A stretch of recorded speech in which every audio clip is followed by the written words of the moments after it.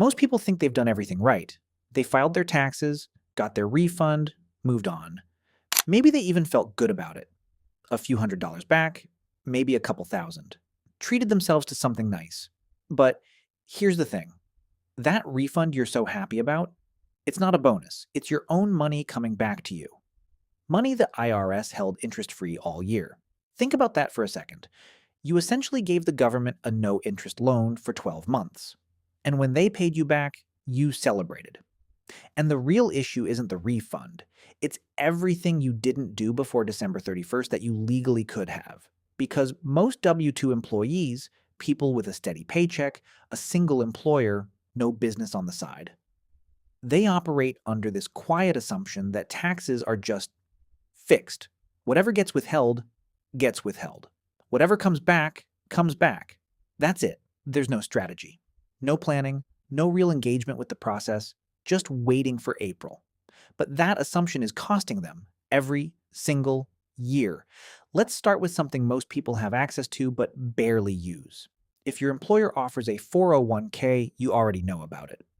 But knowing about it and actually optimizing it are two different things. Here's the part that changes the math. Every dollar you put into a traditional 401k reduces your taxable income. So if you're earning $60,000 a year and you contribute $6,000 to your 401k, you're only being taxed on $54,000. That's not a loophole. That's the system working exactly as intended. You just have to actually use it. And the contribution limit is much higher than most people realize. Over $23,000 per year in recent years for people under 50. If you're 50 or older, the limit goes even higher with catch-up contributions. Now, not everyone can max that out. That's not the point. The point is that most people have no idea what the ceiling even is.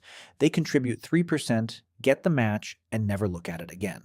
But even increasing your contribution by 2 or 3% can meaningfully reduce your taxable income for the year. And because it comes out of your paycheck before taxes, you often don't feel it the way you'd expect. Most employees contribute just enough to get the employer match, which, yes, absolutely take the match, that's free money. But stopping there is leaving a significant tax reduction on the table. Now, the other account that quietly does more work than it gets credit for. The health savings account, the HSA. If you have a high-deductible health plan through your employer, you are likely eligible for an HSA. And if you're not contributing to one, you're passing up one of the only truly triple tax advantage tools in the US tax code. Triple tax advantaged. Contributions go in pre-tax. The money grows tax-free. And qualified withdrawals come out tax-free. That combination doesn't exist anywhere else in the tax code. Not in a 401k, not in a Roth, not in a brokerage account. The HSA is in a category of its own. And here's where people miss the bigger picture. Most people treat an HSA like a medical checking account. Money in, pay a copay, money out. But the people who actually understand what an HSA can do treat it like a stealth retirement account. They pay medical expenses out of pocket now, let the HSA balance grow, and invest, and preserve that triple tax benefit for the future. After age 65, you can withdraw HSA funds for any reason at all. Not just medical, you'd pay income tax on it, just like a traditional 401k. But there's no penalty. So the HSA becomes a second retirement account hiding in plain sight. And the contribution limits aren't small. For an individual, you can put in over $4,000 a year. For a family, it's closer to $8,000. That's money leaving your taxable income every single year. Quietly, consistently, with almost no downside. The catch, of course, is that you need a high-deductible health plan to qualify. That's worth checking if you're not sure. Because a lot of people are already on one and just never opened the HSA account. The account is sitting there, the eligibility is there, but the money never moved because nobody connected the dots.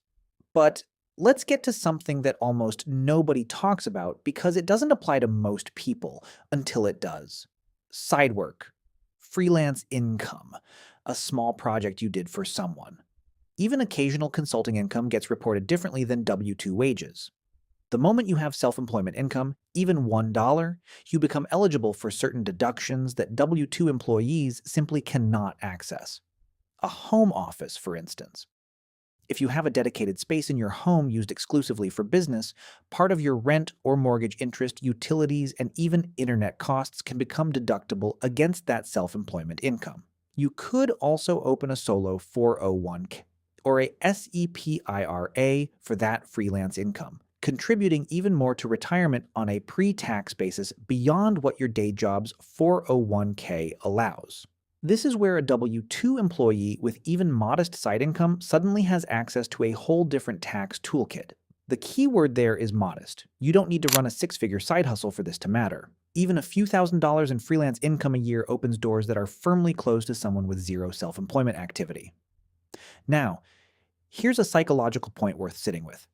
Why do so few people do any of this? Because taxes feel complicated, and anything that feels complicated triggers a very human response: avoidance. We don't schedule time to look at it.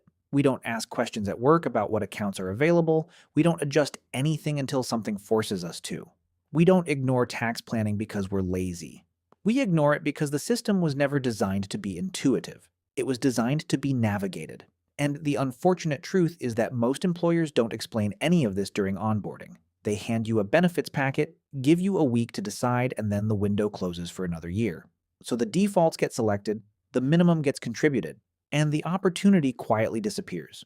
The people who benefit most from the tax code aren't necessarily making the most money. They're the ones who decided the rules were worth understanding. And there's another layer to this. When we get a tax refund, it feels like winning. There's a dopamine hit to seeing that number. But what actually happened is that the government held your money for 12 months and handed it back without so much as a thank you. Reframing that, thinking of an overly large refund as a signal that you're withholding too much, is the first step toward redirecting that money intentionally throughout the year instead of handing it over and waiting. Adjust your W-4. Talk to a tax professional about your withholding. Take that money and put it to work in an HSA or 401k all year long instead of letting it sit with the IRS until April. This is the shift from passive to active, and it doesn't require a financial background. It doesn't require hours of studying. It requires deciding that your tax situation is worth 30 minutes of real attention once a year. There's one more piece of this that gets completely overlooked: tax loss harvesting. If you have a taxable brokerage account, not a 401k, not an IRA, just a regular investment account, you can strategically sell investments that are down to offset gains you've realized elsewhere. So let's say you sold a stock for a $3,000 gain. You also have another position sitting at a $1,500 loss. If you sell that losing position, you offset half of your taxable gain. You don't just swallow that loss, you use it. And then you can often buy back into a similar, not identical investment to maintain your market exposure. This is completely legal. The IRS even has a rule around it, the wash sale rule, which tells you exactly what you can't do, which means everything else is on the table. The wash sale rule basically says you can't sell a losing investment and immediately buy back the exact same thing within 30 days just to claim the loss. But you can buy something similar. If you held a tech ETF and sold it at a loss, you could buy a different tech ETF in the meantime.